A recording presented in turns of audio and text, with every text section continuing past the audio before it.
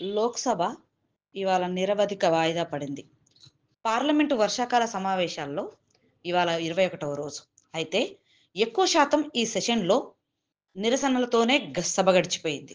బీహార్‌లో చేపట్టిన ఓట్ల సవరణ ప్రక్రియపై చర్చ చేపట్టాలని విపక్షాలు ముందు ముందు నుంచి డిమాండ్ చేస్తున్నాయి. కానీ ఆ అంశంపై ఇచ్చిన వాయిదా తీర్మానాలను ప్రభుత్వం మాత్రం పక్కన పెట్టేసింది. జాబితా నుంచి 65 లక్షల ఓటర్ల తొలగింపుపై చర్చ చేపట్టాలని వర్షాకాల సమావేశాలు ప్రారంభం నుంచి విపక్షాలు డిమాండ్ చేశాయి. ఈ సమావేశాల్లో కేంద్రం ప్రవేశపెట్టిన 14 బిల్లుల్లో 12 బిల్లులకు లోక్సభ ఆమోదం తెలిపింది. ఆపరేషన్ సింధూర్పై అత్యధికంగా 37 గంటల పాటు జూలై 28, 29 తేదీల్లో ప్రత్యేక చర్చ నడిచింది. ఆగస్టు 18న భారత్ అంతరిక్ష కార్యక్రమ విజయాలపై కూడా ప్రత్యేక చర్చ మొదలైన ప్రతిపక్ష ఎంపీల నిరసనల కారణంగా చర్చ పూర్తి కాలేదు.